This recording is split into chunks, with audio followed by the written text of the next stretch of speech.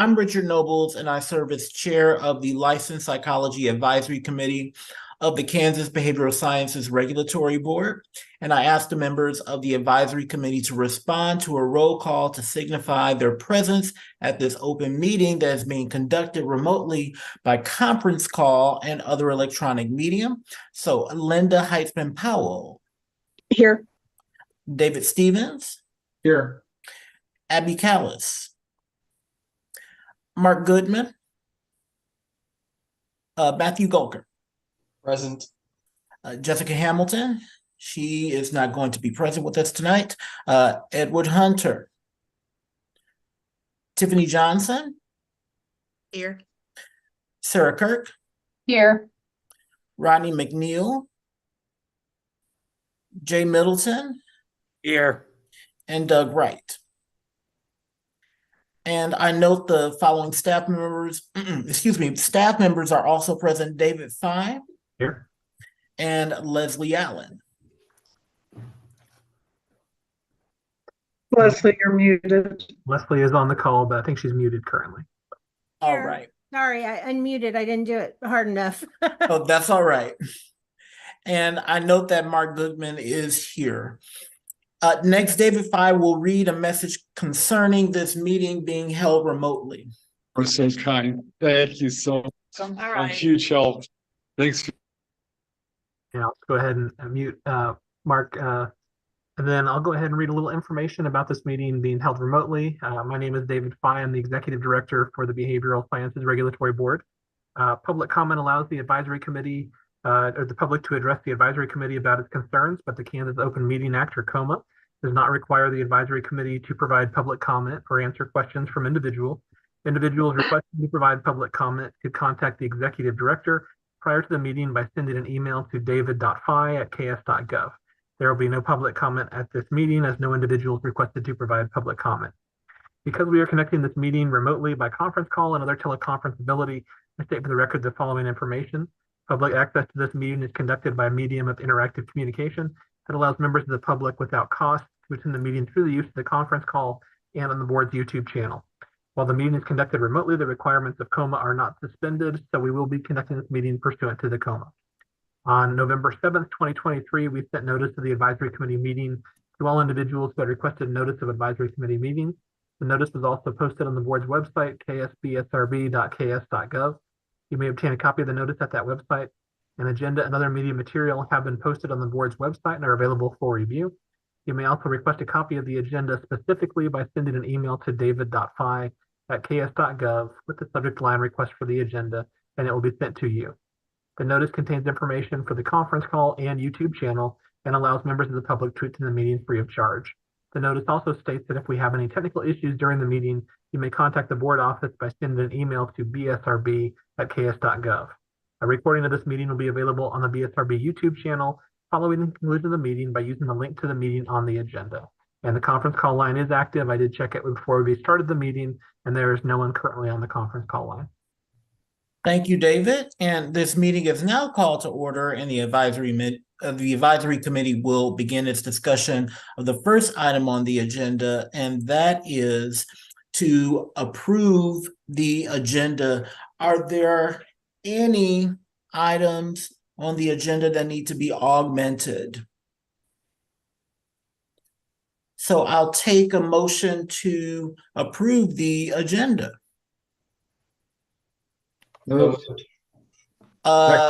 Matthew moves and David second. All those in favor say aye, please. Aye. Aye. Aye. All those opposed, same sign. So the motion carries. The second item on the agenda is to review and approve the minutes from our last advisory committee meeting on the 10th of October. And those materials were sent out to everyone previous to this meeting. Are there any items from the minutes from our last meeting that need to be edited? And Richard, I did just notice one item. So if the maker of the motion could offer this as a friendly amendment on our draft minutes, while the content applies to the previous meeting on October 10th. Unfortunately, at the very top The date reference says August 8th. So we can go ahead and modify that, but we'll change that on the final copy that we post on the website. All right. So there needs to be a augmentation of the date. Any other changes that anyone saw or sees? Well, I'll take a motion to approve the minutes as amended. Moved. David moves. Do I have a second? I'll second. Linda seconds. All those in favor, please say aye. Aye. And those opposed, same sign. So the motion carries. And we'll move on to our third item, and that'll be, or our fourth item technically, and that'll be our executive director's report. Dave, please go on. Thank you, Richard. I'll start first with some updates concerning operations, and let's start first with general licensing. I wanted to make the advisory committee aware that we continue to see growth in BSRB licenses. Every month that we have a full board meeting, we provide the board with some historical information on licensing totals, and as of the report that we ran at the beginning of November, the license total count is up to 15,365. It is noted that at some point over the next few years, we do anticipate that this number will start to decrease, or at least the rate of increase will be decreasing. And part of that is because we are joining a number of multi-state compacts. We have recently joined a compact for psychologists called PsyPack a couple of years ago. We also became a member of a multi-state compact for professional counselors. Just this last year, that compact is not yet operational, but once it is operational, individuals who are clinical professional counselors will be able to practice or at least request the ability to hold a privilege to practice in different states as an alternative to traditional licensure. And next year, I anticipate that there will be legislative hearings on a multi-state compact for the social work profession. And that compact is even organized a little bit differently still. That social work compact would basically create a new method of licensing in compact states. And so those states would be able to have their existing permanent license, which authorizes practice in one state, or those states can now also offer a multi-state license. And for the states that offer this multi-state license, anyone holding that multi-state license would be able to practice not only in their home state, but also in other compact states using that multi-state license. So the reason why I'm bringing this up right now is because while these compacts, I believe, will be beneficial, we will need to have an ongoing conversation about workforce. And so I'm kind of prepping you for that conversation now. When we talk about services being provided under the mental health profession, not all individuals have to be in the state of Kansas. And in fact, for most of our professions, a fair number of individuals who hold licenses do not live in the state of Kansas. Now, that may mean that they come back and forth between several states and work in different states over the course of the year, or it may mean that they live in one state and provide telehealth services into another state.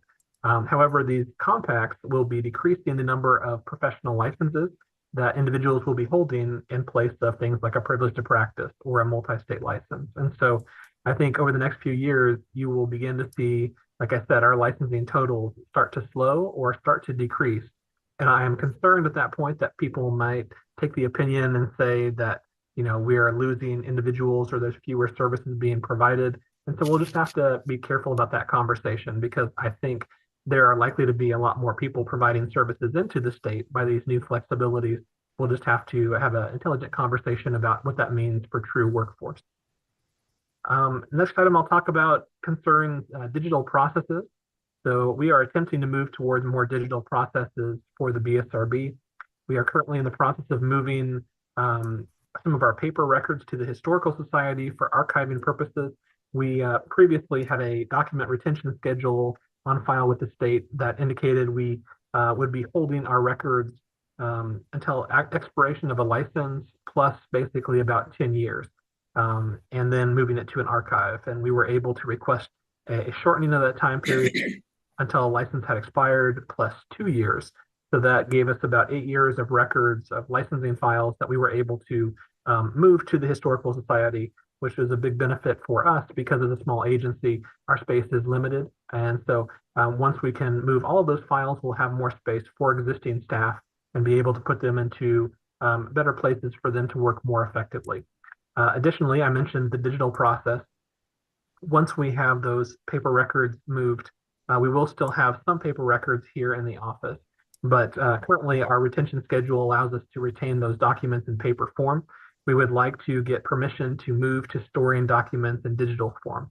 But to do that, we need permission from a certain committee, and we need to make sure that we are following the right processes. And so we need to make sure that we have good scanning. We need to make sure that we have good backups, and that those backups are in the appropriate location. And so we are moving forward with that and working with the Office of Information Technology Services and also the agency that currently hosts our licensing system, Board of Healing Arts, and trying to gather that information so we can request a change in the future to be able to store records digitally. Once we have that, we should be able to have more staff members working remotely and then be more effective when they are working remotely to be able to access things that they would currently need to be physically here in the office to do. So definitely a good modernization goal, and we are taking steps to move towards that.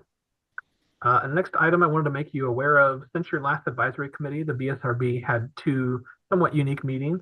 So these were not official meetings of the board or of the agency, but over the last year, there has been some discussion about having ongoing dialogue on issues relevant to the BSRB and licensees. And years ago, the BSRB had roundtable discussions with representatives from different schools, and these would be from schools that have programs for the professions that we regulate. And we had a desire to perhaps have a similar format again. But as I mentioned, it had been years since we've had some of these meetings. And so in the past, these were physically sitting around a table with a small handful of individuals and having these conversations. We wanted to start up this process, but based on the number of programs in Kansas and the movement towards online programs, we thought it might be helpful to move this from a physical meeting to more of an informational forum being done remotely by Zoom. And so we started with our previous list of contacts from some of those schools and used that to reach out to individuals to gauge interest. We did not receive a ton of interest back, but we think that was largely because those lists were somewhat dated and needed to be updated. So we started the process of trying to reach out to schools directly to find contacts for that meeting. And we realized that based on the time frame between when we were doing that activity and trying to hold the meeting, we were not able to reach out to all the schools, but we thought this would be a good first step. And then we could have the meeting with individuals that we could contact. And then we would plan to have future meetings where we could even reach more individuals and have bigger conversations. And so that meeting we were able to have on October 17th. We had over 30 individuals from different schools attend that forum. I put together some information just kind of summarizing where the BSRB is right now. I provided some updated information about the agency. And then the primary focus of this informational forum was on changes in law over the last 3 years and relevant to the BSRB and licensees. And so I included some information of bills that passed during the 2021 legislative session, the 22 legislative session, and the 23 legislative session. And then after going through that information, we open it up for questions and then also for any kind of feedback from the attendees. And part of the reason we structured this meeting this way is because in our initial conversations of wanting to reach out to educators, it became apparent from some of the questions that some of these recent conversations by the board and some of the changes in law over the last few years, there's been a lot of moving pieces. And so we wanted to make sure that we were all on the same page for future conversations. So we thought this might be a good opportunity to discuss changes in law. Perhaps next year have another conversation that dealt with proposed changes in regulations, and then have more of a Q&A type format to be able to understand about what conversations are going on with the schools and possibly looking at more feedback for the board to receive in terms of future changes. So that was the meeting. We held an informational forum on the 17th of October. And then there was also some comments that individuals were interested in maybe having the BSRB connect with large employers of mental health providers in the state of Kansas. And to my knowledge, this is never something that the BSRB has done in the past, but I see a lot of value in that. And the individuals that I talked to at the Capitol have interest and present testimony in front of those committees. And so What we decided to do was to have a similar informational forum, but really try to target employers, large mental health employers in the state of Kansas. And so it was a little challenging to start to put together that contact list, but we were able to reach out to a number of individuals. And I think for that forum on the 18th, we were able to reach about almost 40 individuals who attended that forum. So the format was pretty similar. We talked about the changes in law over the last 3 years and then opened it up for Q&A. And then the comments and feedback that we received, we made sure to communicate to the board at the board's offsite planning meeting on October 23rd. But kind of wanted to give you a little bit more information about those two informational forums. I have heard a couple comments from people afterwards that we weren't able to reach before the meeting. It definitely was not intentional. We weren't looking to exclude anyone. It just had to do with trying to build these challenging contact lists in a relatively short period of time, but also wanted to communicate that this was definitely not a one-time only informational forum. We would like to have more meetings like this in the future. So this was a first step forward. We've built a basic contact list for both of those groups, and we hope to add to those and have similar meetings in the future. Concerning some meetings of the board that I want to make you aware of some of those discussions. Once a year, the board seeks to have an offsite planning meeting where board members come together in person and have lengthy conversations on different topics that the board has been working on throughout the year. And this year, they held that meeting in Wichita on October 23rd. Last year, that meeting was in Kansas City, and so the board does like to move that meeting around the state. So this year it was in Wichita. One of the topics the board discussed and took action on had to do with some fee regulations. So earlier this year in the legislative session, there was a bill that was passed, sub for Senate Bill 131. And while there were a couple of items in that bill that dealt with the Board of Healing Arts and one dealt with the Board of Pharmacy, the majority of items in that bill were items relevant to the BSRB. And the vast majority of items in the final version of the bill were items that the board had requested introduction of in legislation.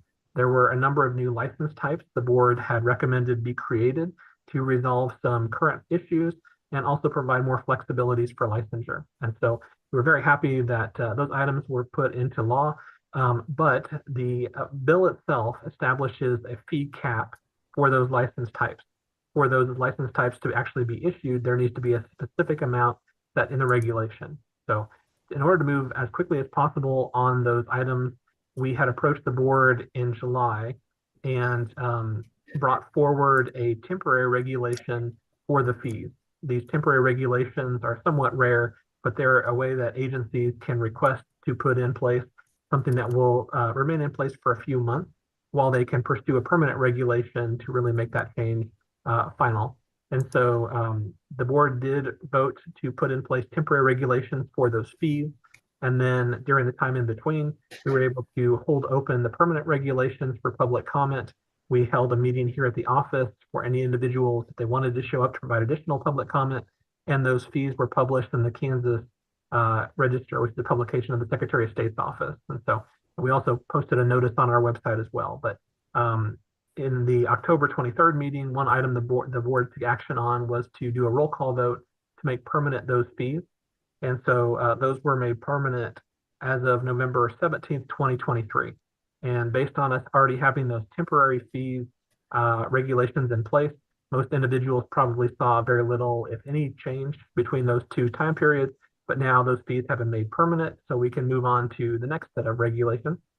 We do have a fairly large packet that is currently with the Attorney General's office. If they complete their review and approve for those to be open for public comment, we'll be able to begin that process with those as well. But those are items that the advisory committees had discussed most of this past year. It just takes a little bit of time for it to work its way through, being reviewed by the Department of Administration. They can provide comments and send those back. And then the Attorney General had already reviewed them once and then provided further comments. And so they've been working their way back and forth from those two agencies. But I think we're close. I don't want to jinx anything, but I think we're close to those being open for public comment. And once those are put in place permanently, they should allow more flexibility for licensure for certain groups of individuals. So we're looking forward to having those closer to being made permanent. Another item that was discussed at the October 23rd board meeting had to do with individuals applying for clinical licensure.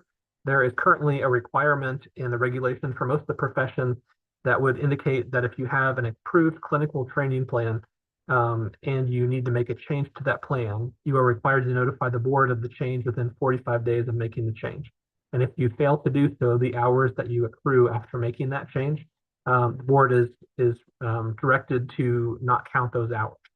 And so the board had recently had conversations and asked the advisory committees to also discuss to see if that language really accomplishes the board's goals and mission. And the board and advisory committees discussed alternatives. And ultimately at that October 23rd meeting, the board decided to keep the 45-day requirement, but to recommend a change to regulations that would strike the mandatory language that if you fail to make the change in those 45 days, you would lose those hours.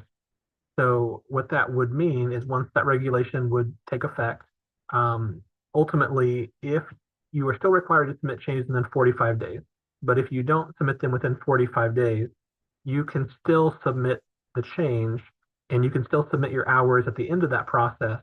However, there may take additional time for board staff to review those hours, but if they do still meet what would be approved by the board, then we would be able to approve those hours at the tail end. The board would not have to automatically deny those hours. However, the reason why we kept the 45-day requirement in is because if some individuals made a change and then based on that change, those hours would not be eligible for things the board could approve, we don't want someone to make a change and then waste that time working on providing services that would not be clinical hours that the board could approve. So this is a regulation change that we will be working on putting through the process based on the lengthy process that regulation changes require.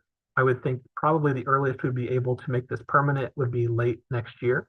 But it was a recommendation by the board, so we'll be moving on this. And I think it will be helpful for some individuals who have made changes later than the 45 days in the past. So it will be a positive change in the future, but it will take a little bit of time for us to fully implement that change. Another item discussed by the board at that October 23rd meeting is also for individuals seeking a clinical license. There is current language in the regulations which states that those individuals must obtain 1 hour of supervision every 15 hours of direct client contact. And the question was, is there more flexibility that the board could pursue concerning that requirement?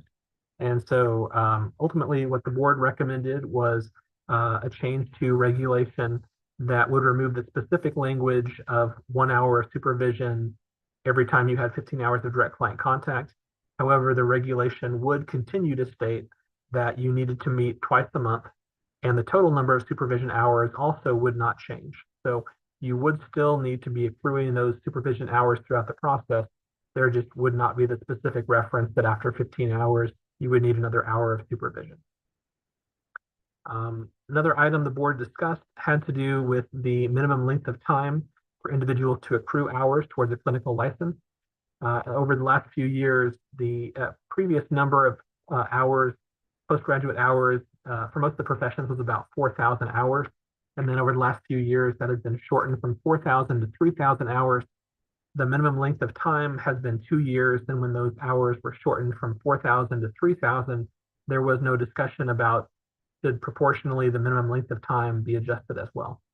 One thing that complicates this discussion in terms of possibly shortening that proportionally from 24 months to 18 months is that there was a recent change to federal law that had to do with new eligibility for reimbursements for Medicare. That had to do with the marriage and family therapy profession and also the professional counseling profession. And the way that that federal law was defined, or it defined those two groups, one of the definition terms was that they had 2 years of postgraduate experience. And so the board was concerned that potentially shortening that minimum length of time from 24 months to 18 months could have an inadvertent consequence of basically our licensees would no longer meet the definition to be eligible for federal reimbursement. And so I reached out to individuals from the Department for Aging and Disability Services, the Department of Health and Environment, and while Medicare reimbursements are primarily a federal topic, they had discussions on this issue And they recognize that the BSRB does have, a unique ability to make changes to the way that those professions are defined and the requirements for those licenses. But they also thought that potentially this could be a concern in terms of individuals' eligibility for Medicare reimbursement. So they cautioned the board or recommended the board potentially wait to take action on this topic, at least while these issues could be explored a little bit more. And so the board decided to have more conversations on that topic in the future after there's additional clarification from those agencies, whether it would impact anyone's eligibility for reimbursements. The board also discussed supervision by other professions for the marriage and family therapy profession and also the professional counseling profession.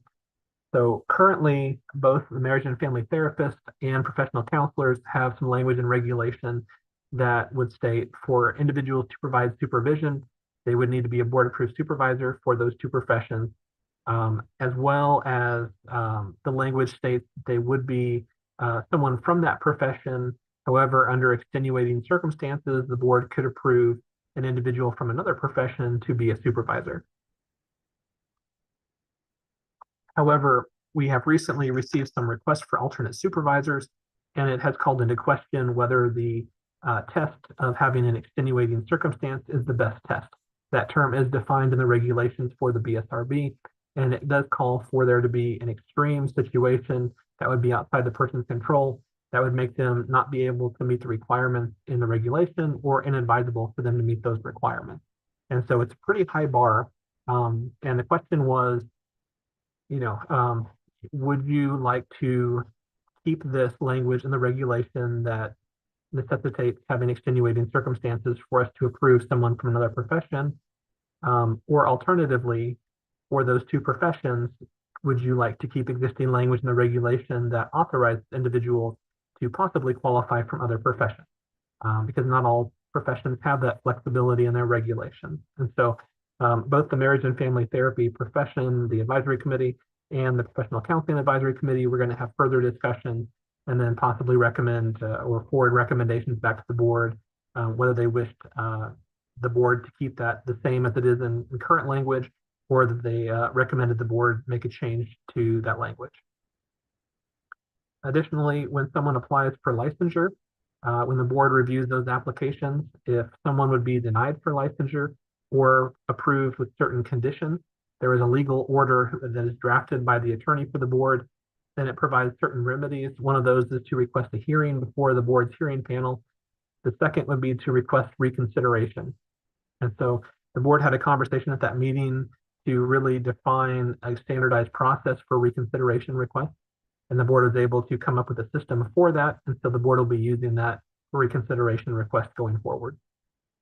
Also, there was some review and comments concerning a new method to practice under the professions of the BSRB, and this extends to other professions as well. This has to do with a change in federal law, specifically for military members and military spouses. And what this change in federal law states is that if someone has a valid license in a jurisdiction and then has military orders to relocate to another jurisdiction, it provides a new way that those individuals could request in the new state that they be able to practice under a recognition model. So the state would have to recognize their previous license as long as that license was under a similar scope of practice. So it's a little bit different, or quite a bit different than our existing license requirement. And it would be limited to just military members, military spouses. They would need to have orders that specify that they were physically relocating to the state. And there are some other requirements as well they would have to meet. But we are working through that with our legal counsel. We'll probably add something to the website just to clarify that if anyone wishes to practice under that, they should contact us and we can walk them through that process. One of the most important parts of that, though, is that this does not mean that all military members and military spouses have to practice under this method.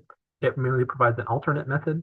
And based on reimbursements and familiarity with things along that line, some individuals probably will likely still pursue licensure as opposed to this new method of license recognition. So, working with that topic, but I should have more information on the future. And then the board also discussed possibly entering into an agreement with a company called CE Broker. So CE Broker is a company the board has looked at previously. However, over the last few years, there have been a couple of state agencies in Kansas that have reached an agreement with this company. CE Broker is a company that works with licensing boards, and essentially they do not charge the licensing board to work with them or the licensees for the licensing board.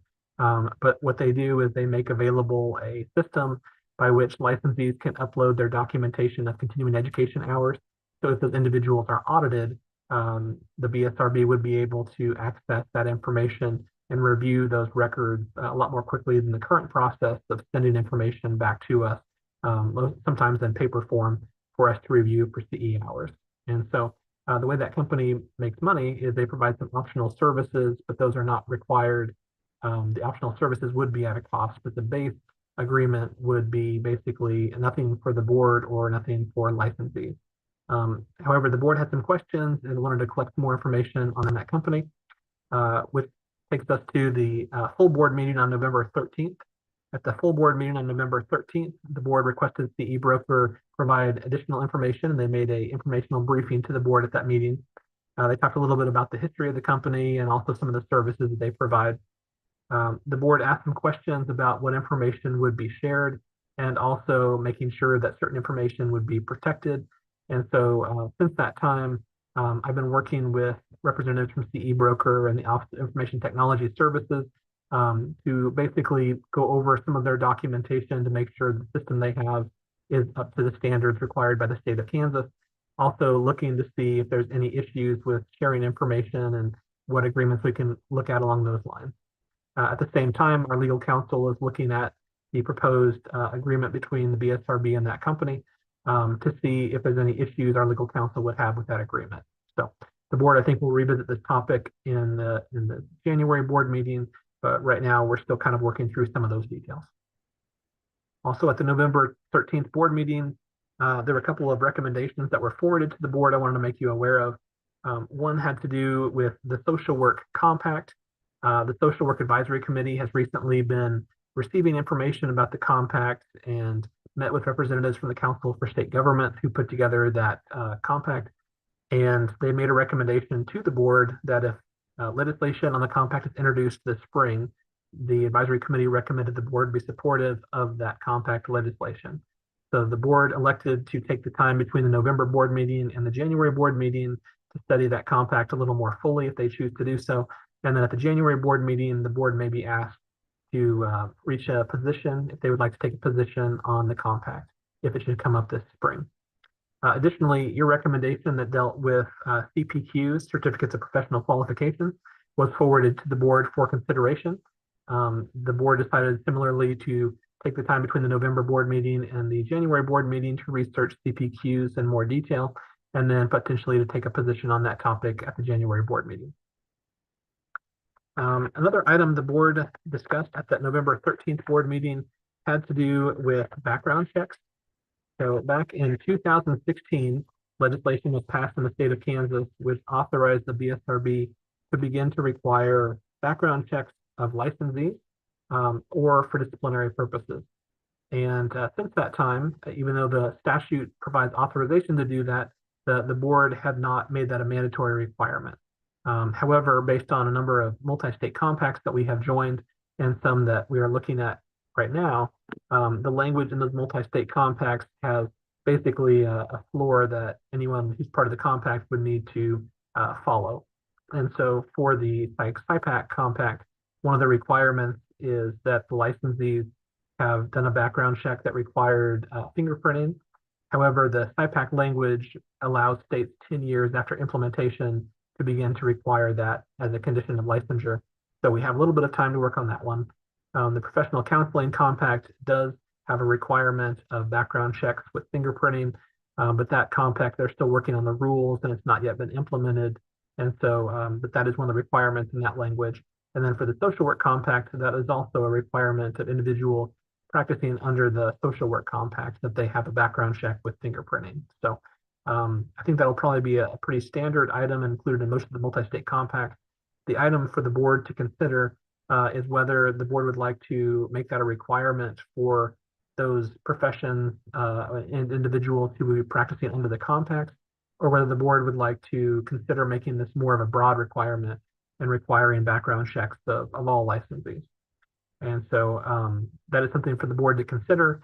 There's no specific time frame on when the board would need to move forward with that, except the language in the compact. The existing statute does provide the board authorization to move forward, and I did meet with representatives from the Kansas Bureau of Investigation, and they confirmed the existing language is sufficient for the board to move forward if the board does choose to move forward and require those background checks. And then the last item from that November board meeting, there was a discussion on the requirements for a student temporary addiction counseling license. So that was one of the new licenses that was created in Sub First Senate Bill 131. It is the first student license under the BSRB, and it would be for individuals who have already obtained about 60 hours towards a degree or meeting the requirements of an addiction counseling license. They still have to pursue additional education, and it could be that they have education in addiction counseling or a related field, and they have to have an agreement with their school and also with a certain type of facility that they would be working under, and they would need to be under clinical supervision if they were permitted to have this new student license. However, there have been some questions as far as what meets the standard for individuals to have the sufficient education to begin to receive this new student type of license. And so the board had a discussion on that topic at the meeting, and we'll continue to have a discussion on that topic at the next board meeting. Usually the board meets the second Monday of the month in months where the board meets. However, there's a conflict in January with the normal date for the meeting. So the date for the board meeting has been moved to Friday, January 12th, 2024, which will allow myself and also the board chair, Mary Jones and Laura Shaughnessy, to attend a national association meeting for the American Association of State Counseling Boards, which will be meeting in January. And then the last update for you is we're about a month away from the legislative session beginning. Every spring, the legislature meets and considers bills. Also, as a state agency, the BSRB submits a budget back in September. And in January, the budget committees begin to meet and consider that both on the House side and the Senate side. So on behalf of the board, I'll be attending those meetings and explaining information about the agency's budget. Some years, the board requests changes that would need to go into a bill before the legislature. While the board has made a number of recommendations and changes this year, those all currently involve changes to regulations. So we are moving those forward. Currently, based on the recommendations by the board, there is not a bill that would need to be introduced to this session. However, the board could have further conversation at the meeting in January, but as of right now, there's no current draft of a bill to be introduced this spring. So with that, I'll go ahead and pause my report and see if there's any questions. Anyone have any questions for David? I have a question, and it was kind of from the middle of your report. Do you know if there are any psychologists that are serving as supervisors for MFTs and for LCs, LPCs, licensed professional counselors? That is a good question. And Leslie Allen, if you know that information, feel free to weigh in. As part of this conversation, we did have staff look to see how many board-approved supervisors there are in total. So I do know that for the counselors, there's 232 board-approved counseling supervisors and 129 board-approved marriage and family therapy supervisors. But in terms of individuals from other professions, I don't have that information in terms of from outside those professions. Mm-hmm. I ran the list for LCPCs. Well, I guess it would be for both professions, because if they're not from that profession, you don't know which they're approved for, which profession, LPC or LCMFT. There were, I think, 5 people from other professions. Oh, okay. So it's a relatively small number for, okay. No, that's really good to know. Yeah, and so, and tell me, I may be providing information that is not answering, I may have misheard the question here, but when I was at CHC, and I'm not there, I'm doing independent practice, doing testing, I was approved as a licensed psychologist to provide supervision to LPCs.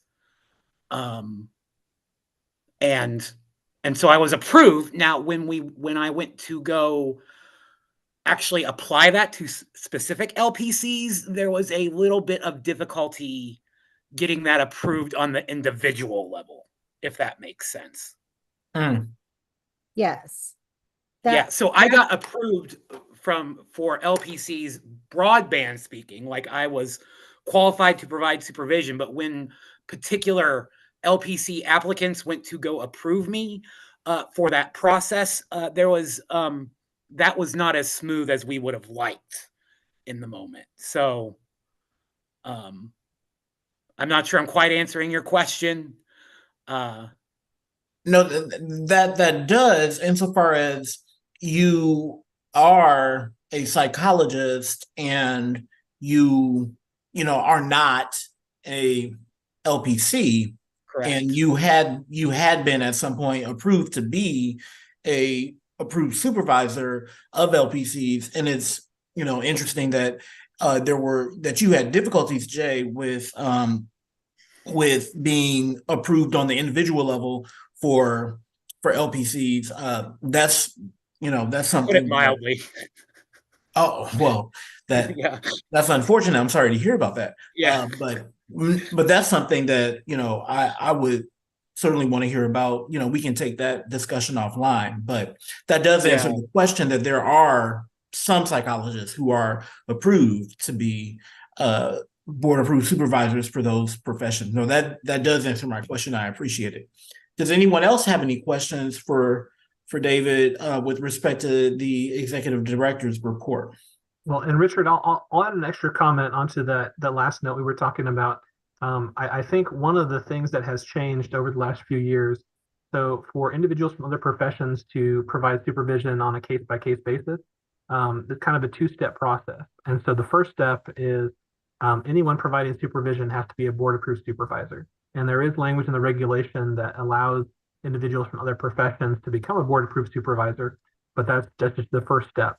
The second step, previously, a few years back, was essentially looking at, we would want someone from that profession to be the supervisor, but if a supervisor was unavailable, then you could look to see, is there someone from another profession that would be available to provide supervision? But availability, that was a previous test, and the reason why that existed had to do with whether supervision was being provided in person, physically face-to-face. In the same presence. And so over the last few years, the board has made some changes to open that up, and supervision can now be provided completely by televideo. And so with that opening up of supervision, the test was changed from availability and being in a certain geographic region or within a certain number of miles to instead being based on extenuating circumstances. Yes. And so that extenuating circumstances is a different test. And so people would still need to be a board-approved supervisor, but now for a specific request to have a supervisor, we would look to see, okay, well, can you meet the threshold as well of, is there extenuating circumstances why this person would need to be the supervisor compared to someone from that profession? And so they would have to be a demonstration of sort of an extreme condition that was really causing it to be where they would need to have someone from another profession do that, and it would have to be factors outside of their control. And so that's kind of led to some of this conversation, is that shift from the previous test of availability to the new test of extenuating circumstances. No, thank you. Mark, if you're trying to speak, you are on mute.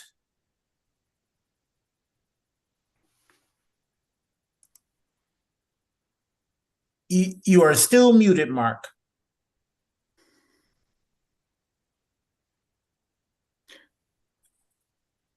You're still muted, and we can come back to you when you are unmuted. I also want to acknowledge the presence of Doug Wright. He came in as as David was giving his report. So Doug is here for the meeting. Thank you for being here, Doug. I will move us on to the update on the SIPAC Commission, item number 5. Dave, you can take it away. Okay. Thank you, Richard. Let me, I just received some information that there is one other attendee who is seeking to enter the meeting. So I'll make sure that he has good information to join us here in a second.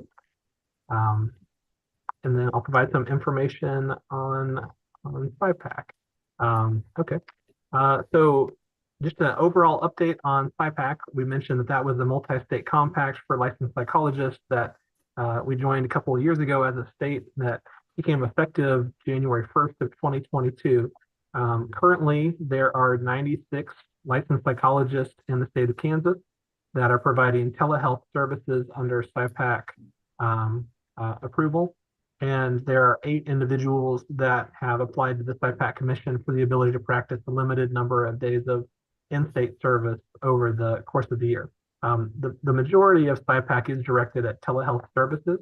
It's not a full authorization to practice, it's not a license, but individuals can apply to the SIPAC Commission to get approval, and the majority of them seek to do telehealth in other states.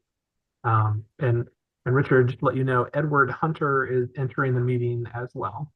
And so, but there's a way for individuals to practice under the limited days of in-state practice. And as I mentioned, there's 8 individuals currently that hold a license in Kansas that are utilizing that ability. In terms of other individuals from different states, that's been one of the questions that we had asked even when the information was coming before the legislature to consider joining that compact, is how would we know which individuals were providing services into the state of Kansas? And we do not have real good information on that yet. I understand that SIPAC was planning to do a survey to individuals when they renewed their authorization to practice and asked individuals, what states are you providing services into?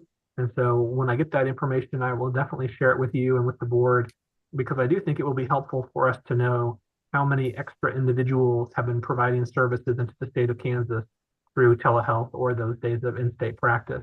I mentioned earlier quantifying workforce, and I know there's a lot of people who really want to have good information on workforce, and so I'm hoping to have that information from the SIPAC Commission. But what we do have are the individuals who are here in Kansas providing services in the other states, and that is currently 96 and then 8. In terms of other updates from SIPAC, there was an annual meeting for SIPAC on November 16th and 17th. It was a remote meeting. One of the major topics at that meeting had to do with a couple of proposed rules.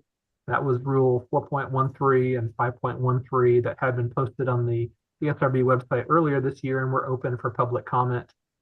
What those rules basically focused on is there had been a little bit of confusion that individuals in certain states believed if you received authorization to practice under SIPAC, that perhaps that authorization granted rights to individuals to practice under your authority, whether that was supervisees, whether that was students.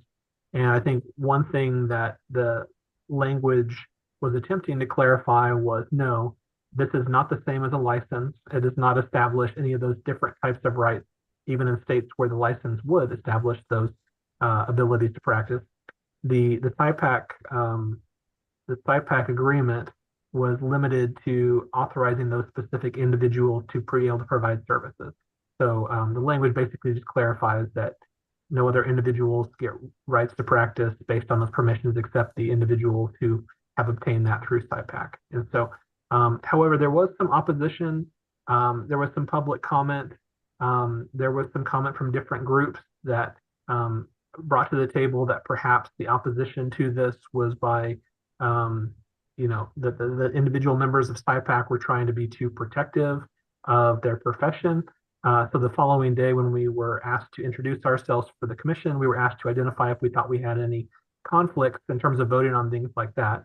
Now, I'm the commissioner for Kansas in the SIPAC Commission, and so I'm not a licensed psychologist. I have not been trained or do not have the background in psychology. So I definitely let them know that I did not believe that I had any conflict of interest. considering information like that. But the items did pass, and based on the comments, it sounded like the understanding for most people was that this was already somewhat clear in the language, but this further clarified that topic, and so that did pass. There is also, when individuals are going to practice under SIPAC, there is a requirement that they obtain an e-passport, and the e-passport is a way that their credentials are essentially verified before they pursue the ability to practice under SIPAC. And the group that currently does those checks for the e-passport is ASPPB through an agreement with SIPAC. And one of the items that ASPPB, one of the items that SIPAC was discussing was perhaps drafting a letter requesting that ASPPB open up what they are using as the criteria to evaluate if individuals should be able to get that e-passport. And one of the items that was for discussion had to do with the CPQ, which I mentioned a little bit earlier. And so most of the members were in support of a letter being drafted from SIPAC to ASPPB requesting that the CPQ be used as part of the recognition for that e-passport. So that vote was taken and it passed. So a letter will be drafted, and I'll provide updates on if there will be any changes in the e-passport or the qualifications for that e-passport. Additionally, there was a survey that was sent to SIPAC commissioners, so I responded to that on behalf of the state. The feedback from that survey was released. There were some questions that had to do with what were the findings in terms of strengths of SIPAC, and what the comments came back from on the survey was that some of the strengths of the SIPAC commission is that it was fast growing, the staff were responsive to questions, and that it had individuals who were solution oriented. Some of the issues that were identified was perhaps there was too much emphasis on growth rather than on SIPAC accomplishing other goals. And so I think that was one of the topics that was part of the discussion the rest of that day. When SIPAC was originally drafted, it was drafted by a relatively small number of individuals who reached agreements on certain ways that the SIPAC commission would operate. And then once they were formed, they quickly made it a priority to add a lot of other states to the SIPAC multi-state compact. But those representatives from the other states were not part of the original drafters. So now we have a commission that I think is close to 40 states.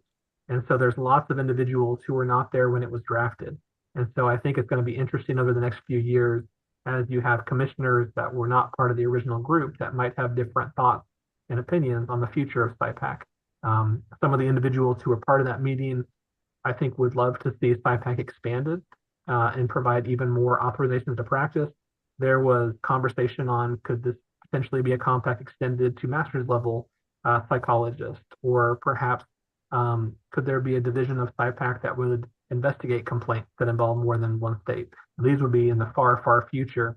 But I think there was also comments by other commissioners that wanted to see SIPAC limited to what was originally passed in different states. And so, like I mentioned, I think the future of SIPAC will be interesting to watch, but right now there is some division between the commissioners in terms of what they would like SIPAC to be. So. Any questions for David regarding his update on SIPAC? Seeing none, I'll move us on to agenda item 6A. That's under old business, and the item A has to do with continuing discussion of possible changes to our unprofessional conduct regulations. This has been a bit of an ongoing discussion, and last advisory committee meeting, we had agreed to table the discussion because there were a number of potential discrepancies or differences between our unprofessional conduct regulations and the other professions under the BSRB. So I hope that we've had a chance to kind of review what are some of the different different regulations with respect to unprofessional conduct under the different professions, and we can kind of go through and see what might be some things that we may want to include in ours if as we submit regulation changes to the Department of Administration. I will also say that I saw that we, the psychologists, we have not submitted regulatory changes with respect to unprofessional conduct.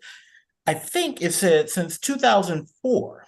So it's been 20 years coming since we last submitted regulation changes, at least within this domain of our practice. So that is where I'll kick us off. Dave, do you have anything that you would want to say with respect to this matter? I echo your comments, Richard. You know, this was one of the major undertakings the last couple of years for the board. We were asked by the legislature in a certain way to be good stewards of the regulations for the professions that are overseen by the BSRB.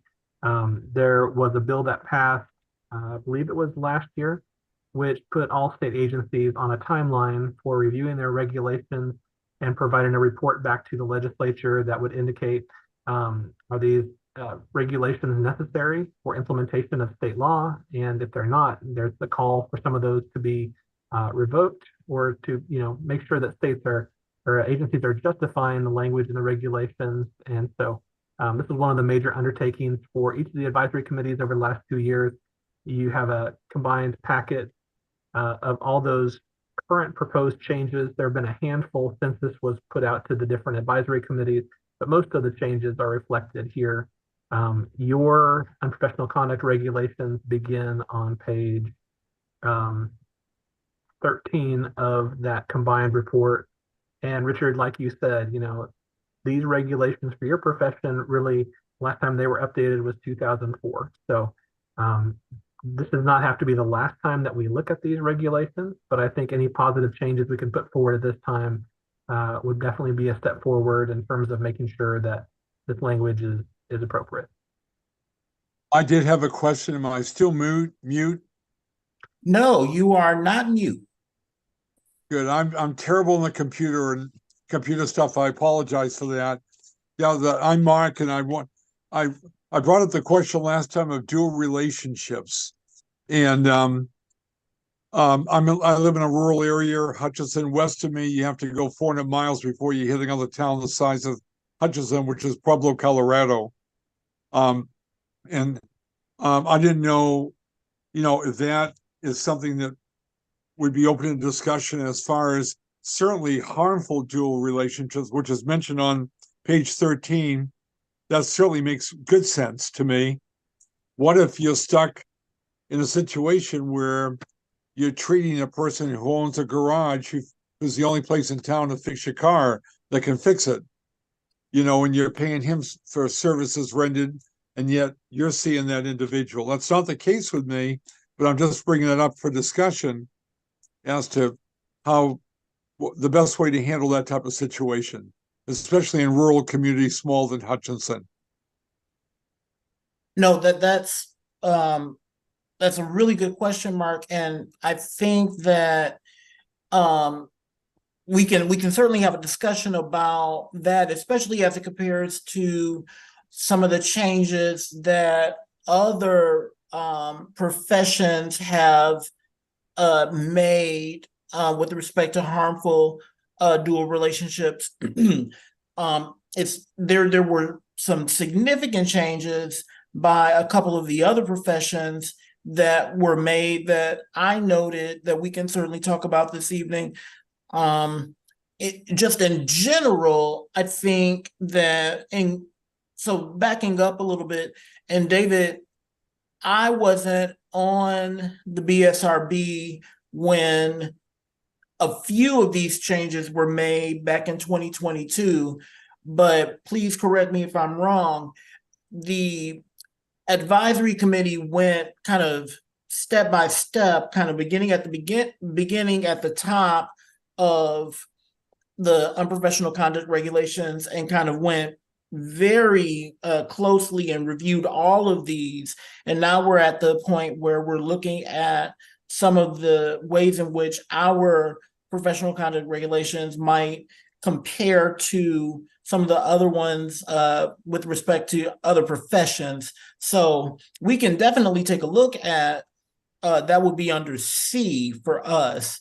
We can look at that under, and I also copied and pasted it from another page. So you said it's page 13, Dave?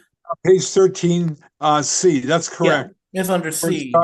That's right. Engaging in harmful dual relationships, which shall include the following acts, and it lists them clearly. Yeah, I've gone ahead and shared my screen, and I pulled up a copy of your unprofessional conduct regulations, and C is right there. It does include the word harmful dual relationships.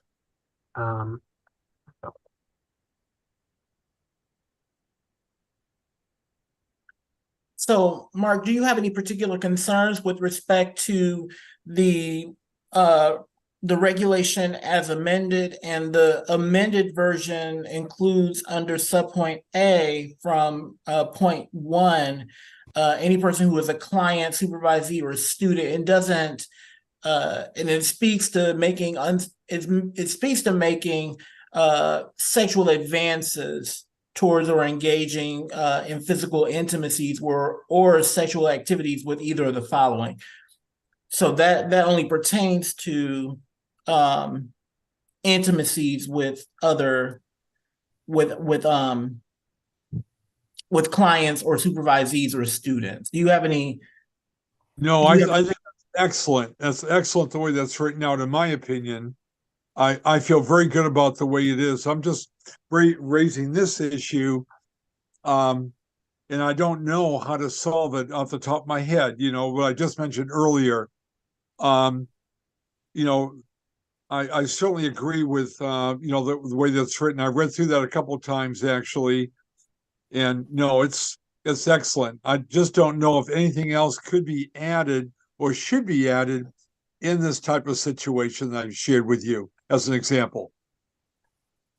No, that's a good question. And in reading, just as a note of comparison, in reading the other professions regulations in terms of dual relationships, I can't remember if there's anything that speaks directly to what it is that you're talking about. And I could be mistaken because there are 7 different professions and there are some very fine tunings with respect to all of them.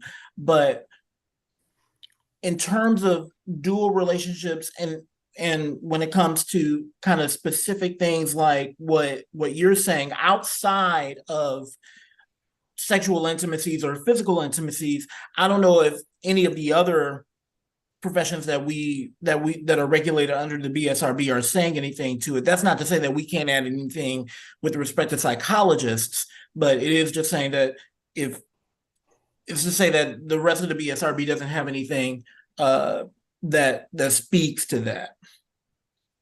I don't think any of the other professions that I looked through address the question that I'm bringing up right now, outside of the sexual, you know, the harmful dual relationships. Obviously, these would be that are listed. I don't think any of the other ones address it either, is what, from looking through this. So I think the risk for rural psychologists really falls not under the sexual part, but under the number 3 under C, exercising undue influence over any client. That's still, I believe, under this section, correct? It's under. Yes, that's under C. That's correct. So I think, you know, being a rural psychologist myself, it does become tricky. Like, say you're coaching a youth softball team or football team, and a client, you don't do a draft, clients are assigned to the rec center, they're on your team. Now, the psychologist may say, but that's not harmful. well, what if as the coach, you bench that client and now they're coming into your office? Is that harmful? So I think there are certainly unique roles in a rural setting that perhaps are unavoidable. I don't know how to improve this to both protect the public, but then also take into consideration those really unique situations that come up in rural areas. This topic came up with one of the providers that works in the practice that I'm in. He's an MFT, and where I'm going to get lost here is the legalese. We were comparing, I don't think we were comparing BSRB statements necessarily so much as general ethics codes. But what came through in the conversation was that psychologist ethics codes tends to say avoid dual relationships as best as possible. If they have to exist, oral ethics code, for example, then make sure that essentially it doesn't damage the client, it doesn't damage the other person. We're supposed to take the hit essentially in any compromised relationship. Whereas MFTs specifically have it in their verbiage, I guess, that they are not supposed to have dual relationships in any way, shape, or form. Looking through the document, if you go down to page 23, and like I said, I may be getting super lost in the weeds on this, but item 44 of the MFT side says engaging in dual relationships, and it says it relatively straight, just directly. So I haven't necessarily tracked back to really understand the legalese of where that's coming from, because it's about 8 pages into their document. But that was one comparison that kind of brings up this dual relationship piece, where I do think that as psychs, the standard maybe is minusculely different. Yeah, I certainly like harmful dual relationships better than just any dual relationships, because living in a rural area, it would be impossible to 100% avoid a dual relationship. I mean, you get appointed to a committee and somebody else might get appointed to that committee. You're in a dual relationship that you maybe had no control over. So maybe the harmful piece covers. I wish I could think of a creative way to emphasize recognition is given in rural areas, but I also don't want it to green light avoiding relationships that you could avoid, if that makes sense. So I'm not sure how to improve it. That makes a lot of sense. And to Matt's point about something, at least in my observation in reading through the other professions,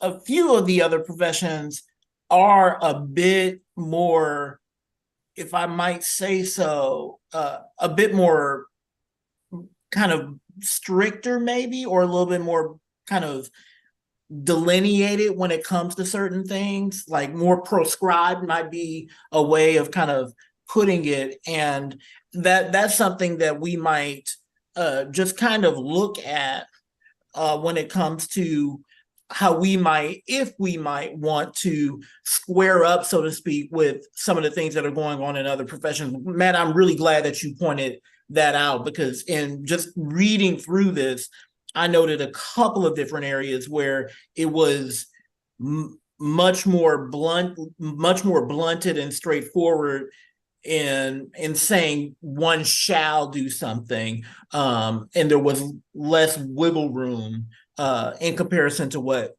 psychologists might do. Any guess on why that might be?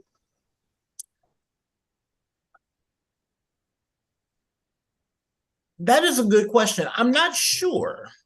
I don't know if that kind of emanates from our respective kind of national ethics codes, or our national aspirational codes or aspirational statements. That's a really good question. I'm not sure.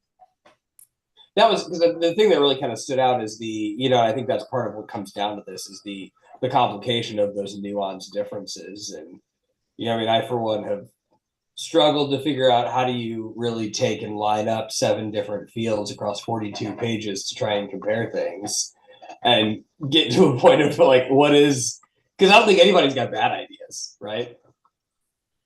No, and if I might, I went in going through some of these, I looked at what were some things that really stood out that we might discuss, if that's a direction that we would want to take our time this evening, that could be either augmented or added or otherwise changed in our codes, if we think that might be a fruitful use of our time. I'm also open to other ways of kind of examining the unprofessional conduct regulations. And just in terms of, if I can pull my document here.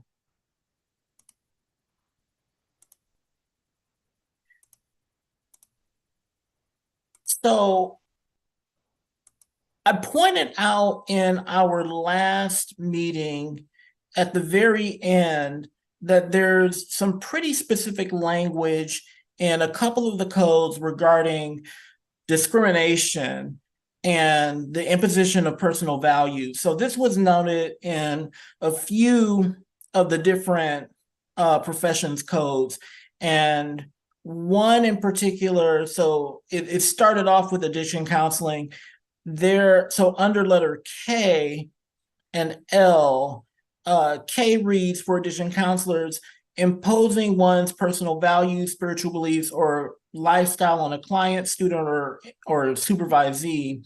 And L, and I'll have Dave go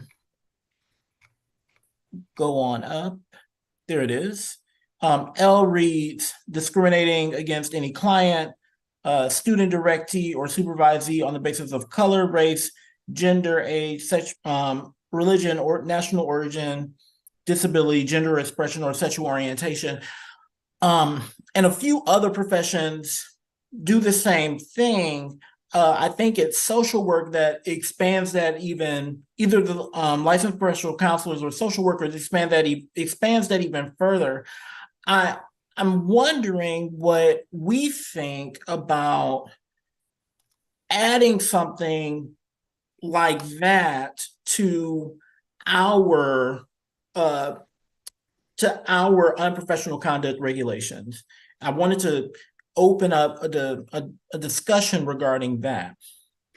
On page 20 of the document for marriage and family counselors or therapists, they, I think point 12 or one of those points kind of in the middle of the page, they also have a very nice summary I like, and I'm not caught up on any necessarily, but yes, so it was the MFTs is the one that MFTs, kind of expanded it. Yes, thank you for that, Jay. So if you look at 12 for MFTs, it's disability, health status, sexual orientation, and you can read the rest online on the third line. But I really, really, really like that, and I would encourage us to consider including something like I would agree. I like 12 a lot. I think it speaks to the same as K above.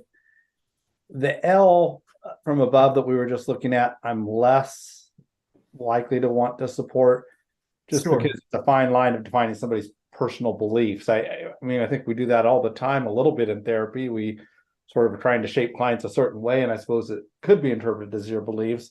But I really like 12 here. I think that's something we should strongly consider adding. Is there some reason we're not going to match Principle E from the APA Ethics Code, which addresses this? Because it has specific wording. That is, so Sarah, that is. So it says psychologists are aware of and respect cultural, individual, and role differences, including those based on age, gender identity, race, ethnicity, culture, natural origin, religion, sexual orientation, disability, language, and socioeconomic status. So, I mean, I just think most of the time state regulations they do kind of map onto for the psychologist, the psychology ethics codes. So I would just suggest some degree of connection to that.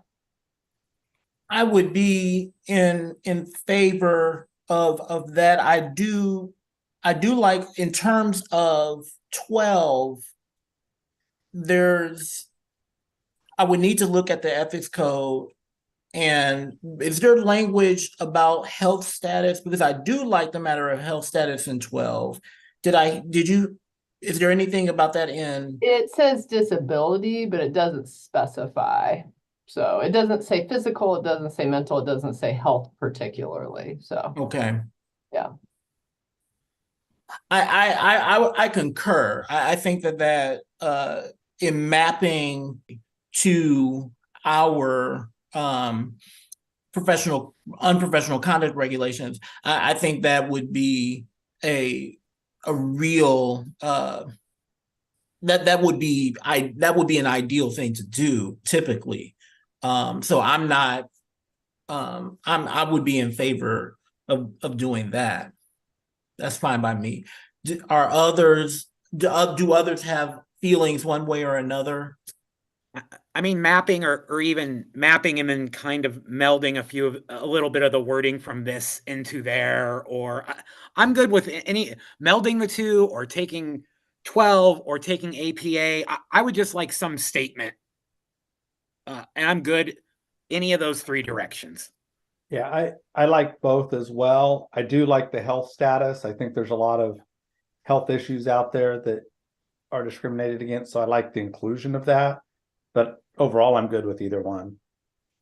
I feel the same way myself looking at it. I totally agree with you.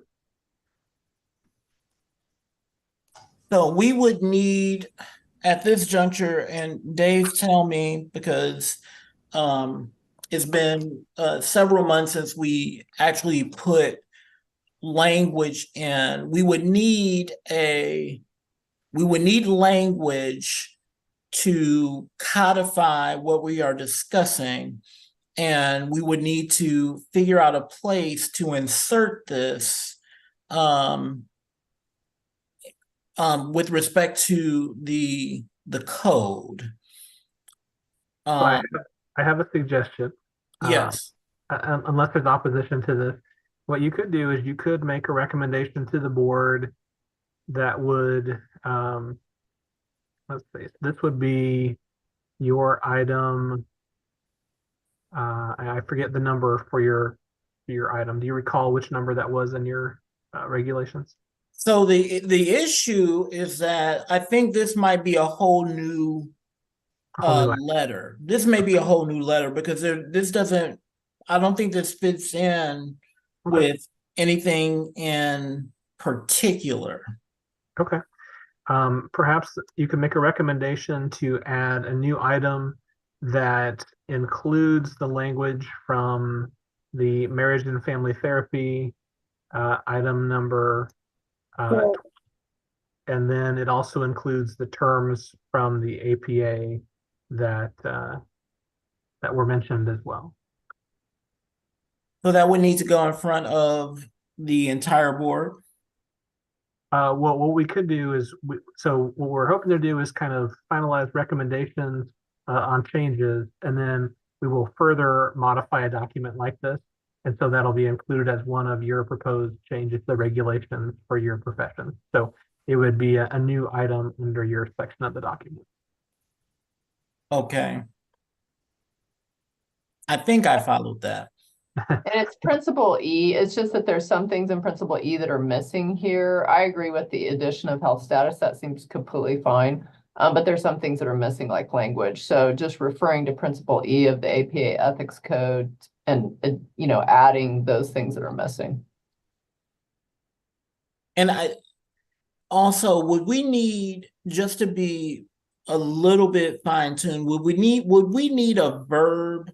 Like the verb here is discriminating. Does principle E have, because it's aspirational, does it have a verb at the beginning? Yeah, and you're right, it phrases it more positively. Yeah. So that we respect the dignity and worth of all people and rights of all individuals, and that we're aware that we are aware that special safeguards may be necessary to protect the rights and welfares of persons or communities whose vulnerabilities impair autonomous decision-making, then psychologists are aware of and respect, and it lists all of those. So I agree with you. I think there probably needs to be more of an action word versus aspirational word. I agree. Yeah, we would need an action verb. Ned, you look like you want to jump in. Oh, yeah, I was just going to say, you know, as a regulation, you could just put failing to on front of the last part of that, and then you've got a statement.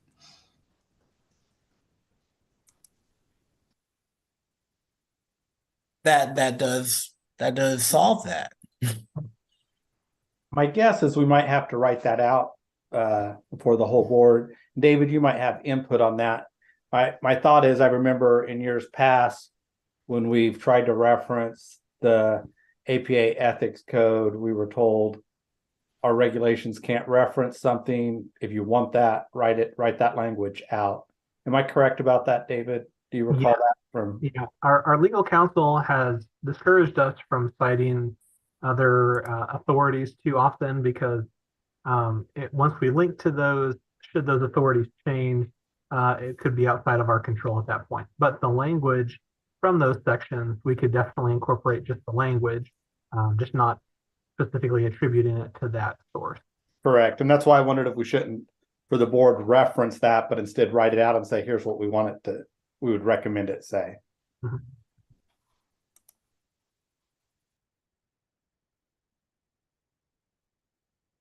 So the question upon, I think, the table is we would have to spell this out under a new letter for us. We are on letter, are we on Q?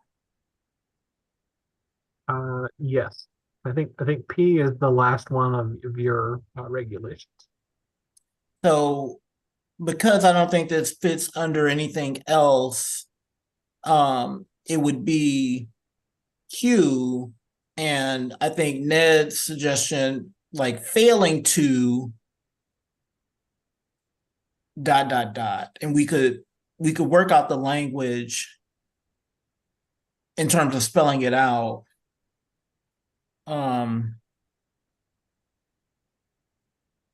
I think that's what Ned was saying. Am I correct, Ned? Yeah, I was. I think what Sarah had read there originally, if you put that, failing to recognize, can you read that last part of it, Sarah?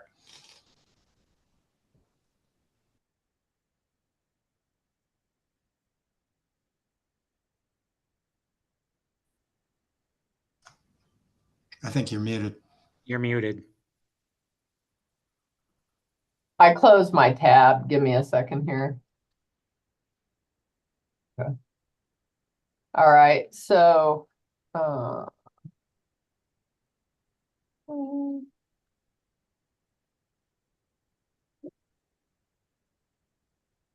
okay, so for section E or principle E, it's if you're talking about failing, it talks about psychologists are aware of and respect, and then it lists all of those groups that we talked about.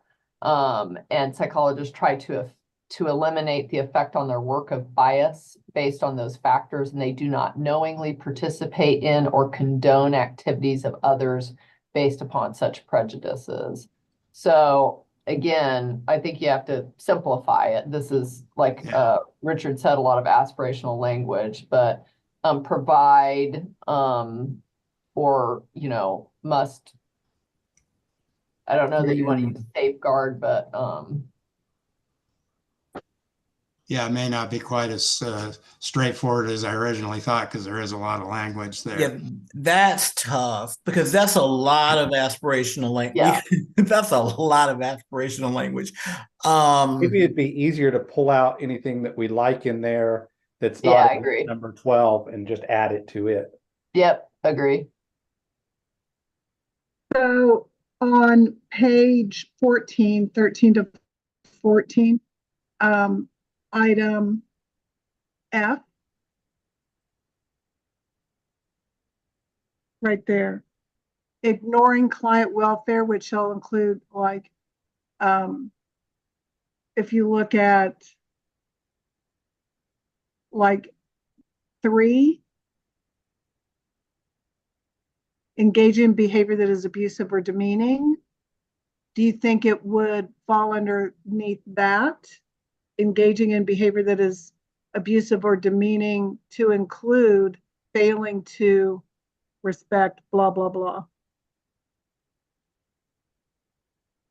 Yeah, I thought about that too when I looked at F, either creating a separate number or including it in one of these would be possible. I agree. I hadn't considered that. I hadn't thought about it being up under the ignoring of client welfare. So we could make it F6, including which shall include failing to Yeah, because if you look at 5A, failing to discuss the patient or client views or needs, I mean, it seems to me that it fits more in that category than being tagged on at the end. Yeah, I think that's specific for 5 about termination. Yeah. I hear what you're saying, but Right. yeah, so I Right. think it probably merits its own number or with, and that's a possibility. I don't know about the legal requirements of discussing discrimination, because that's a very, again, a very forthright thing to state is, do not discriminate based on these things, but I don't know about the Oh, Linda, you're cutting in and out. Could you subletter under 3 in like an ABC situation and list out those items That's where I think it fits. as far as like how you define what is abusive or demeaning to include the issues we're talking about? Mhm. And it could be, if we do it that way, the clause in 3 could be including but not limited to bop, bop, bop, bop, and bop. Yeah, failing to take into consideration or failing to respect gender expression, identity, et cetera, et cetera.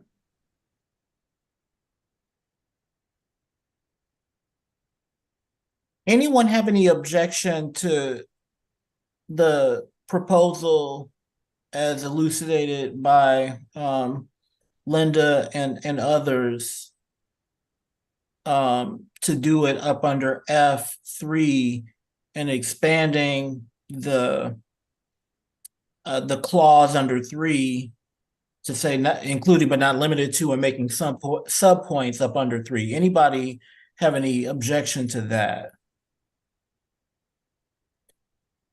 So let's then do that. And David, I suppose that means that we would start the editing process here. We would put in the edits and send those back to the full board. Did I hear that correctly earlier?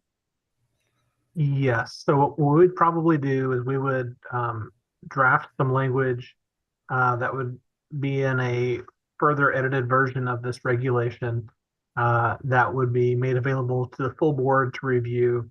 And so basically F3 would include a new item underneath there and would include what you had discussed concerning that language from the APA and also from the marriage and family therapy in terms of those terms as well.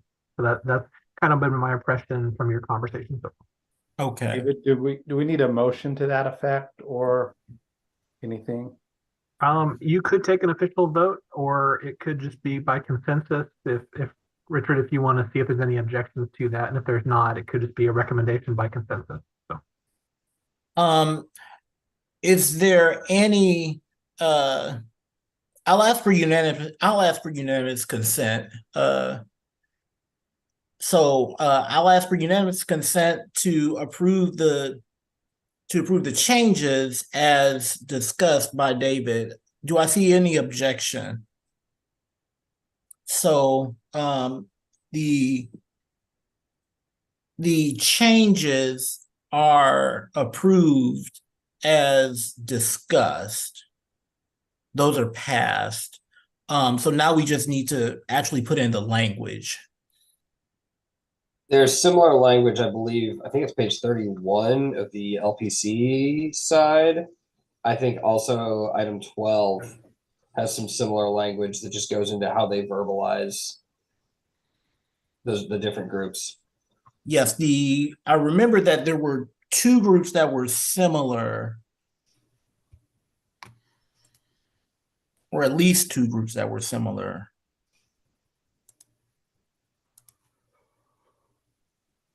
And then social work is on page 38, it looks like. There's his item L. So you got page 38 and page, I already lost it, 31 maybe?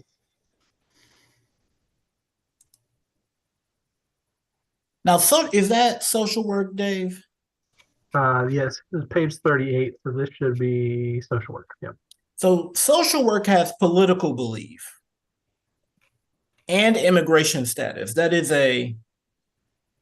those could be considered substantive changes or substantive additions.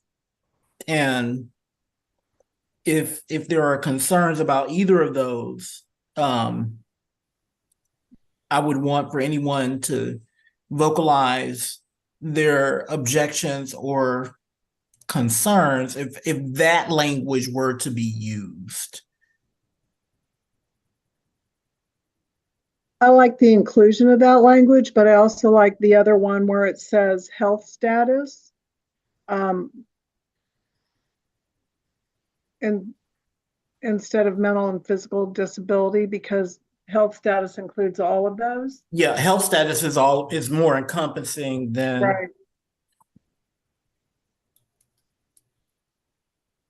I'm not opposed to any of these, but there's a piece of me that thinks we can include whatever we want, but then some more general term, because we could keep adding, don't discriminate against this, don't discriminate against that. I mean, it would become endless. So I think we can include, I'm not opposed to any of these or any of the others, but maybe some sort of catch-all that says against any group of individuals, or because that's the goal, right? Because I don't want to forget something or it would be endless. And so we need some kind of almost a catch-all that just says we don't discriminate, because something we're not even thinking of that nobody's put may come up and we're like, well, it's not listed. That's always the problem when you have a delineated list that it doesn't include something and you're saying that's a really fair excluding point. something, you know? No, that's a really fair point, Doug. I think that if we were to say something to the effect of discriminating against any client, student, or supervisee, comma, I just had the thought and now I've lost it. If I may, Maybe something that says including but not limited to, and then we can list what we want. well, and you could even say discriminating any client, student, or supervisee on any basis to include. Both of those could work, I think.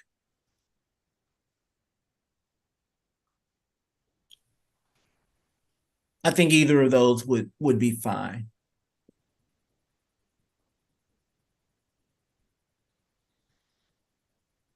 So we can take the language from the combination of the social work and from APA, to the degree that we would have any particular pieces of language that we would want to take from Principal E, as well as any language that we would want to use. I think it was from the MFTs, and construct a new piece up under F what was it, Dave? It was F I think it was five, huh? F3. F3. F3. And I was just quickly going to point out, I mean, the beauty of nesting it under F3, I think, is it actually addresses the point that was just raised about potentially the problem with trying to construct a comprehensive list is you have your general statement at the top, and then you could say including discrimination against, the list, but that's an open-ended thing, so it would still leave your more general statement against engaging in behavior that's abusive or demeaning. Does that make sense? Like then Yes. you're kind of trying to do the same thing twice, I think. That makes sense. No, that absolutely makes sense. You could amend F3 to state engaging in behavior that is abusive, demeaning, or discriminatory to a client, supervisee, et cetera, to include that. Yeah. Because that's essentially, I think, what we're discussing. That's true. And I would take that as a friendly amendment. To say abusive, demeaning, or discriminatory to a client, which would include is and is not limited to, and then we would do the sub points, and that would kind of you can do the enumeration that way and not have as many sub points upon sub points. I think that would be fine too.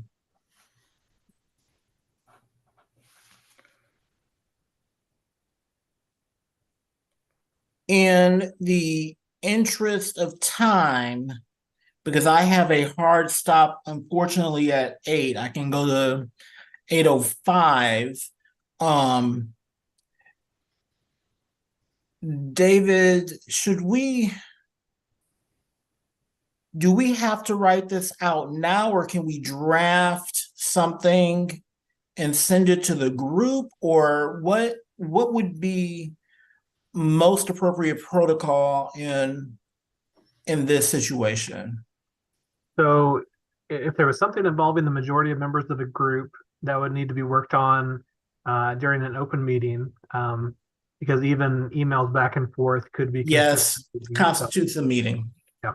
However, it sounds like there is support for utilizing the terms that were included in marriage and family therapy section, the social work section, and item E from the APA.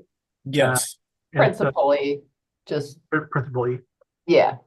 And so I think there has mostly been an agreement in terms of how this would be reflected.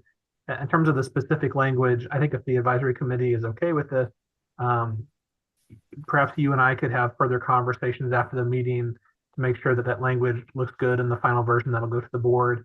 But conceptually, it'll be in line with the terms that were included in those 3 different sections.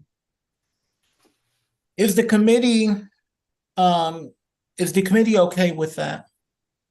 Is there any objection? Wonderful. Well, I'm glad we were able to work through that. That's one of the big discrepancies that I saw between our group and the other professions. There were a couple of others, and we can at least begin talking about one of them this evening, and we can work through others in our next meeting.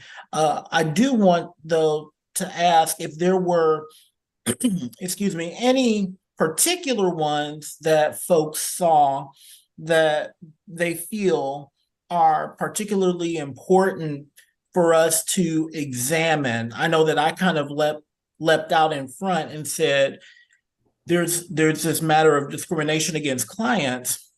Are there others that stood out to folks that you feel like we really need to address?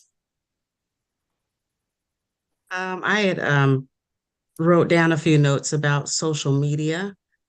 Yes. And telehealth Yes. was another one.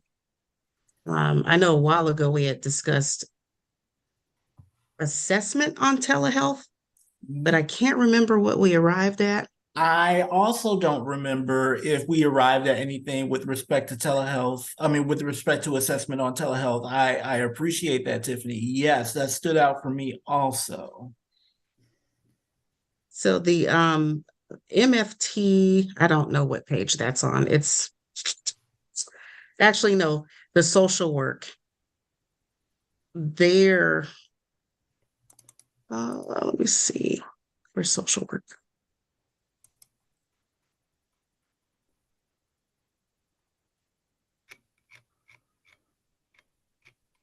I think theirs is at the very end. At the end, okay. There we go. Yeah, I thought that was pretty comprehensive. I don't know what anyone else thinks, but I thought it was the most, like it covered a lot more than the other professions. I think they did a good job in writing up some things with respect to doing telehealth, and could be a launch pad for us in terms of how we might want to think about things with respect to doing assessment over telehealth. Any thoughts on triple G and triple, well, also that's actually triple E, triple F, and triple G. Yeah, If we're because talking about really social media. social media. Yeah. Yeah.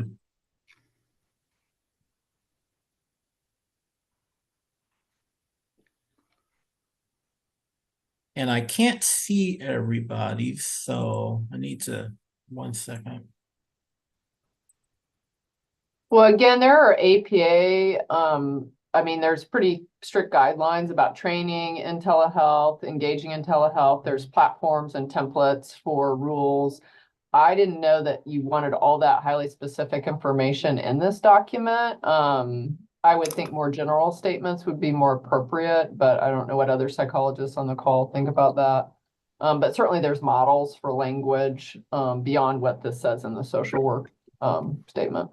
Yeah, I would agree. I think anytime you're doing something like this, you want to keep it more broad and general than some of the specifics, maybe from APA. I liked most of what was said in the social work one. One tweak I would make, it says when engaged in counseling, I think I would tweak that to say professional services, because you may be doing other professional services, and I think these obligations should apply. So that's one tweak I would make. I have a question. Is there a limit to like not engaging in relationships with previous clients for, what is it, 24 months? I can't remember. So would that be the same in that triple E one? Like not using a personal profile to connect if it's within 24 months of the termination of a relationship, of a professional relationship? Well, that would only apply to engaging in with respect to 24 months and engaging in having contact with a client. I think that's specific to physical and sexual intimacies. So there is no guidance then around developing a friendship with a previous client? No, there is Well, no. there's guidance about multiple relationships, and it's not just about sex. So it's about not creating harm. Right. It is Right. Right. But with regards to,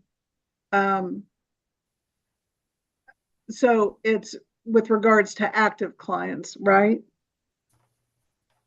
so with regards to active clients, to Sarah's point, like not engaging in a dual relationship that would create a harm that would be harmful to the client. It's spelled out in that regard.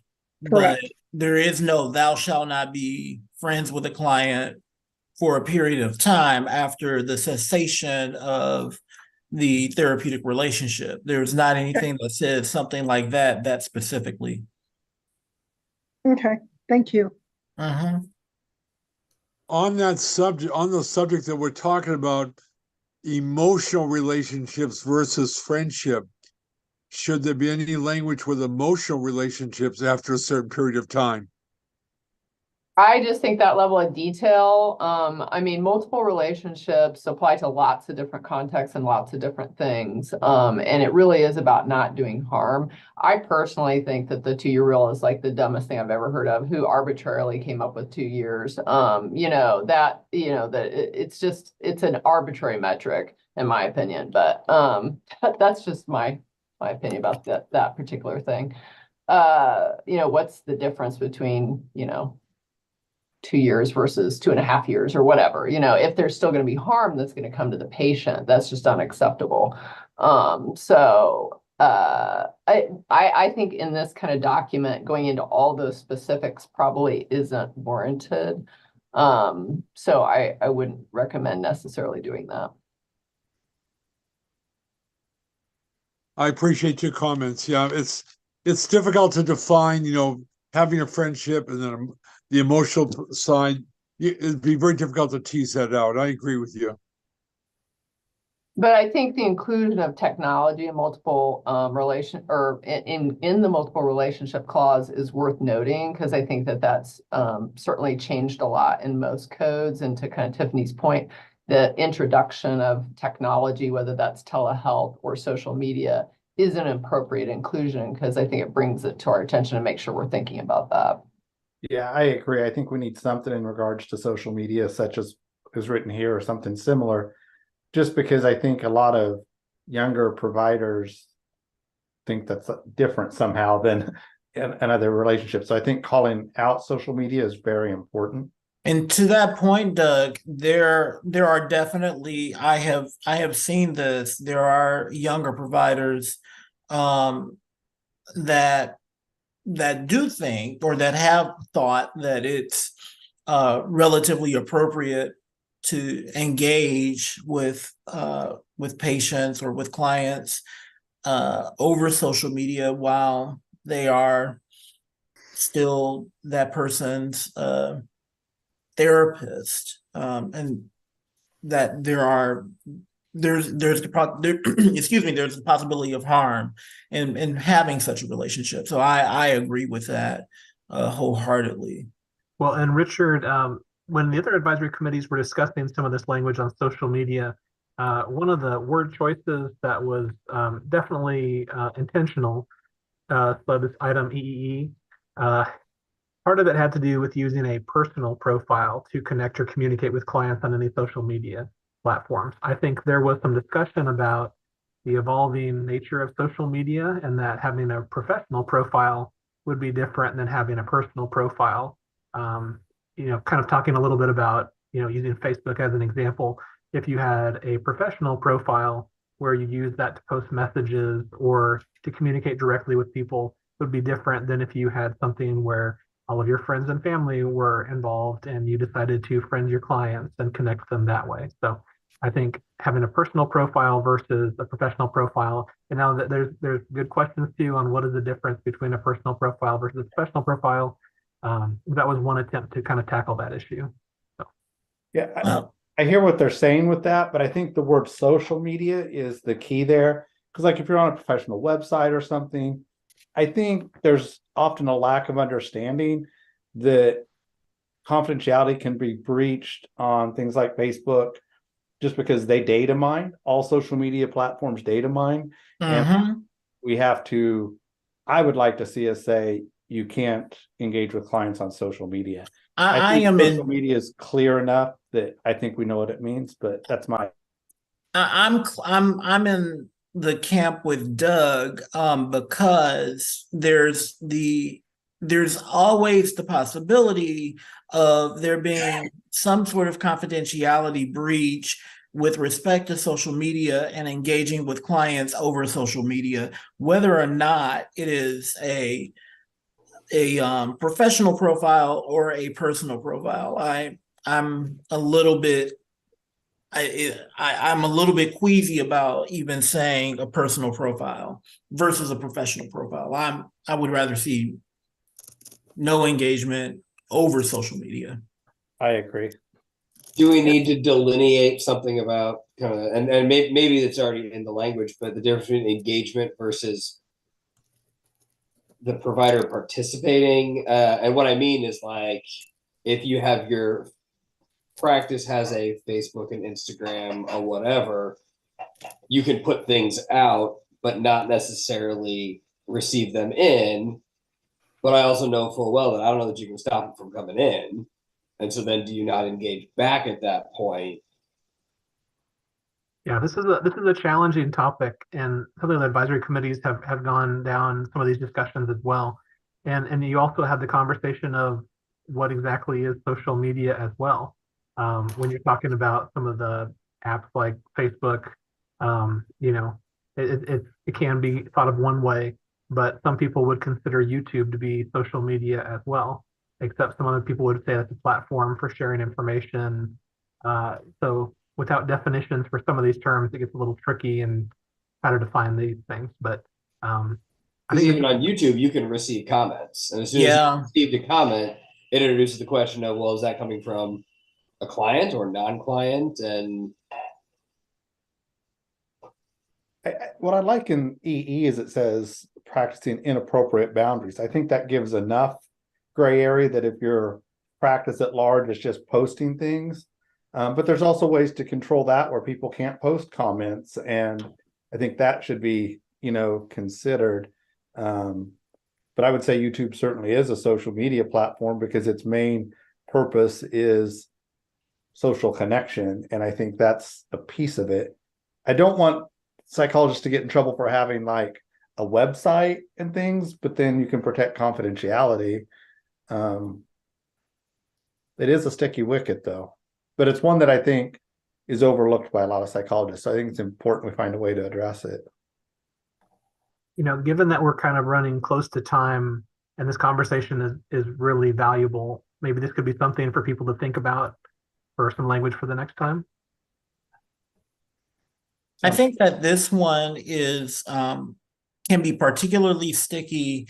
And another one, if we so choose to have the discussion, there are some differences between the professions with respect to physical and sexual intimacies.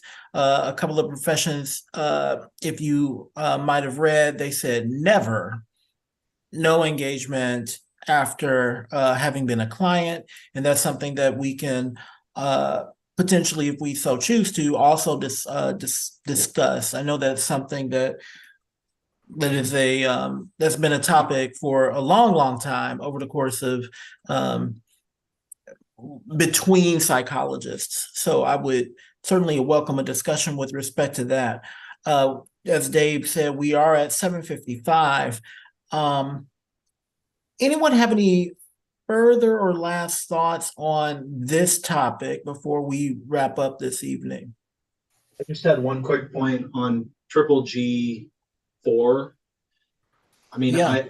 I'm a lawyer who practices a lot in the area of HIPAA, so I would defer to you all, but HIPAA addresses this, and so I don't know if there needs to be something that tries to mirror that in the professional conduct rules for some reason.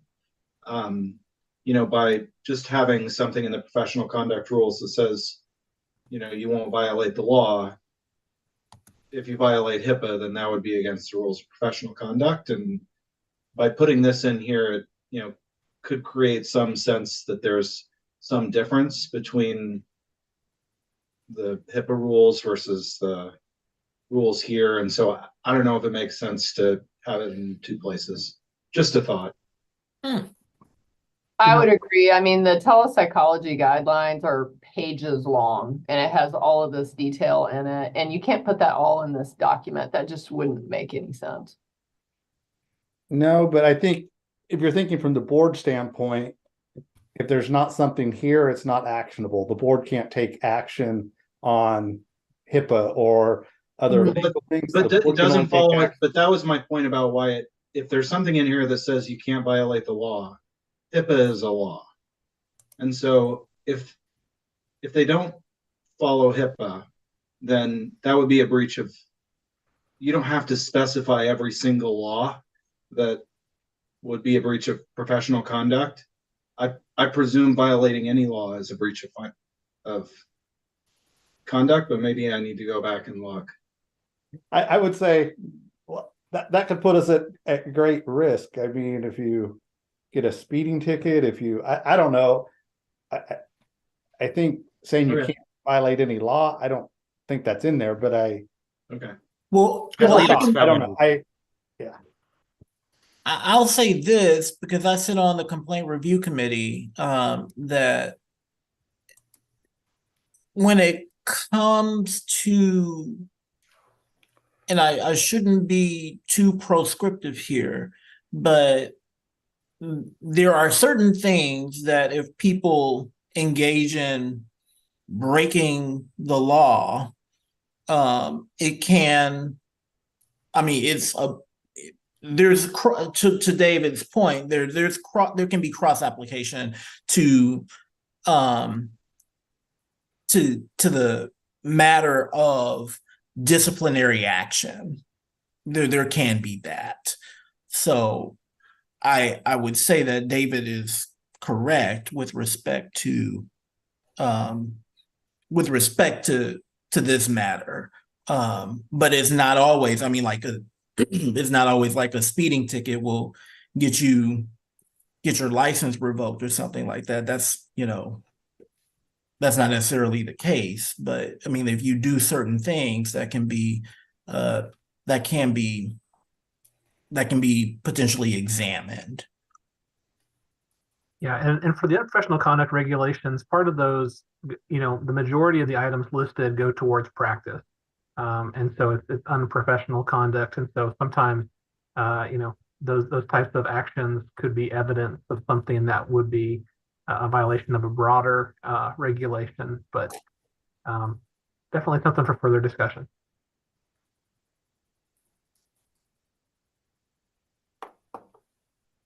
Yeah, just one quick thing, like for next time, and I don't even know if it would be helpful, but if there is like any data regarding the whole timeline for intimacy thing, as far as complaints that have been made, if there's any information about that, that might be helpful in that discussion. Data with respect to what, Tiffany? The timeline for physical contact. Tiffany, are you suggesting like maybe the BSRB data from like how many complaints have been within Right. 2 years and 5 years or whatever? Right. Oh, Yeah, and I don't think we've tracked that kind of information. Now we do post public disciplinary matters when there's a violation, but we really haven't been able to categorize those over the years in a way that we can easily search and come up with that information, unfortunately.